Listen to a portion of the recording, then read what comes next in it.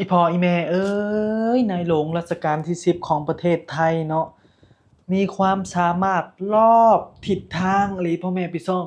ล่าสุดเนาะในหลวงรัชกาลที่10กับพระราชินีได้ขับเครื่องบินแจ็ตส่วนตัวเนาะพ่อแม่พี่น้องออกไปเยี่ยมเนาะมิตรสหายเนาะอยู่ประเทศภูฏานเนาะพ่อแม่พี่น้องบ่พรเว้าข้อมูลหยังผิดไปบ่พรก็ขอโทษขออภัยหลายๆเด้อแต่บ่พรปลื้มใจหลายๆเนาะที่ประเทศไทยมีนายหลวงที่มีความสามารถรอบทิศทางเนาะทุกคนโอ้ยเนาะขับเครื่องบินแจ็ตส่วนตัวพ่อแม่พี่น้องบ่พรบ่เคยรู้เลยว่านายหลวงของประเทศไทยนี่สิมีความสามารถถึงขนาดขับเครื่องบินได้ด้วยตัวท่านเองเนาะพ่อแม่พี่น้องสุดยอดเลยพ่อแม่พี่น้อง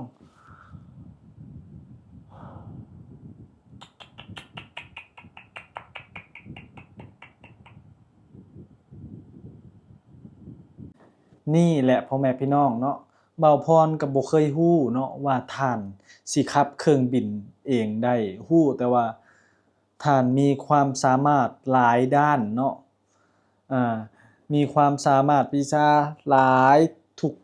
ทิศทางเนาะแต่ว่าบ่าวพรบ่รู้ว่าเพิ่นสิขับเครื่องบินเองเลยเนาะอู้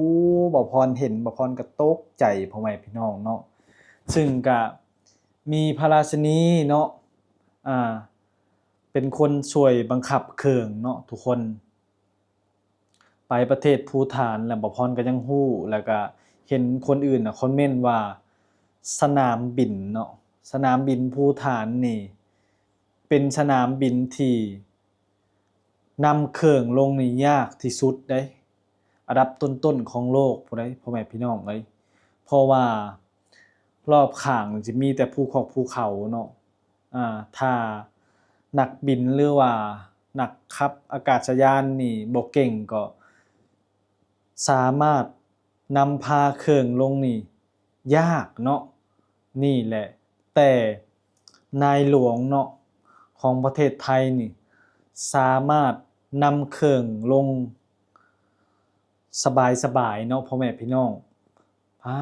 ต้นแล้วก็ยังมีคนมาให้ความรู้กับบ่าวพรว่าท่านสามารถขับเครื่องบินรบได้นำเนาะพ่อแม่พี่น้องโอ้เนาะนี่แหละนายหลวงของประเทศไทยเนาะทุกคน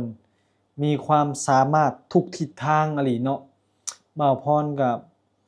บ่ฮู้เนาะถึงบ่าวพรก็บ่แม่นคนไทยบางอย่างก็อาจจะฮู้แบบคร่าวๆนิดๆหน่อยๆเนาะซึ่งบ่าวพรก็เบิ่งโทรทัศน์ทีวีประเทศไทยก็จริงแต่ฮู้แต่ว่าในหลวงร9เนาะอันนี้ย้อนไปในหลวงร9ฮู้ว่าเพิ่นนี่ช่วยแบบให้ความรู้เนาะเกี่ยวกับแบบว่าชลประทานอิหยังหลายๆอย่างนี่ตอนสมัยในหลวงร9นี่บ่พรรู้เนาะแต่มาร10ก็บ่พรก็บ่ค่อยเบิ่งโทรทัศน์ทีวีแล้วเนาะเป็นหยังจะบ่ค่อยเบิ่งเพราะว่าคนเฮาใหญ่ขึ้นมาแล้วก็บ่ค่อยสิเบิ่งโทรทัศน์ทีวีเนาะทุกคนสิเบิ่งทางด้าน YouTube หรือว่าข่าวสั้นอิหยังทางด้านนี้แล้วก็ข่าวที่มันรวดเร็วแล้วก็แต่ว่าบ่ค่อยได้เบิ่งแต่สมัยก่อนน่ะเบิ่งเพราะหยังเบิ่งเพราะว่าเฮาเบิ่งรอเบิ่งหนังเบิ่งหยังมันสิมีข่าวพระราชสำนักเนาะ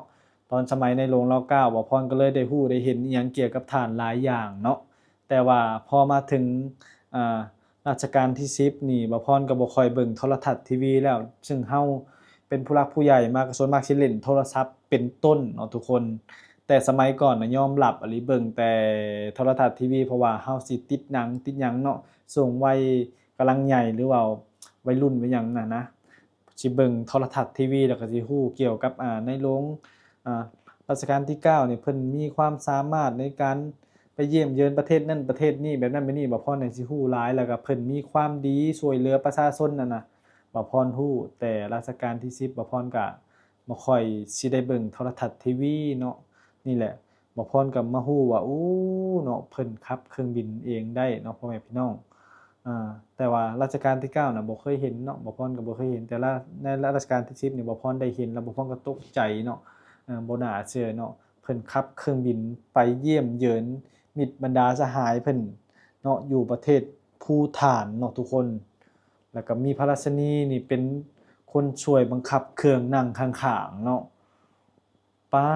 ดตัวเนาะเกิดมาบ่พรก็เพิ่งสิฮู้แล้วก็เพิ่งจะเห็นคลิปนี่แหละพ่อแม่พี่น้องเอ้ยแล้วก็มีคนมาเม่นบอกเนาะซึ่งบ่พรเอาคลิปไปลงในช่องอ่า TikTok เนาะก็มีคนมาเม่นว่าเพิ่นสามารถขับได้ทุกอย่างเฮ็ดได้ทุกอย่างป๊าดโตนี่เนาะกษัตริย์ประเทศไทยเนาะเพิ่นสามารถขับแล้วก็บริหารอิหยังหลายๆอย่างเฮ็ดเป็นหมดทุกอย่างเนาะนี่คือความ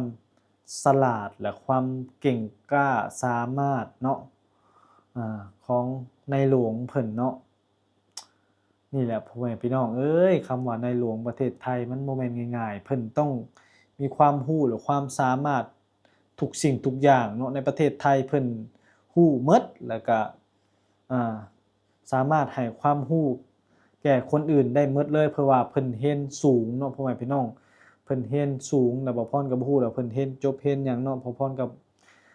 บ่ได้ไปศึกษาบ่พรแค่ปลื้มแล้วก็มาเว้าให้พ่อแม่พี่น้องฟังว่านี่คือในหลวงประเทศไทยเพิ่นมีความสามารถเนาะนี่แหละพ่อแม่พี่น้องเนาะคนใดที่ได้เกิดเป็นคนไทยก็มีความโชคดีเนาะที่ได้มีในหลวงกษัตริย์ผู้มีความสามารถเนาะ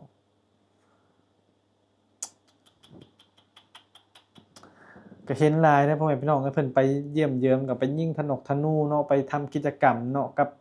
นั่นแหละเขาเรียกว่าหยังอ่าบรรดาสหายเพิ่นเนาะบ่พรก็เรียกบ่ถูกเนาะบ่พรเว้าหยังผิดบ่พรก็ขอโทษขออภัยเด้อพ่อแม่พี่น้องที่บ่พรมาทำคลิปก็มีแต่มาชื่นชมท่านที่มีความสามารถเนาะที่มาเฮ็ดได้หลายๆอย่างที่คนทั่วไปบ่มีความสามารถที่เฮ็ดได้คือในหลวงเพิ่นเนาะทุกคนบ่พรยอมรับเลยพ่อแม่พี่น้องเอ้ยเกิดมา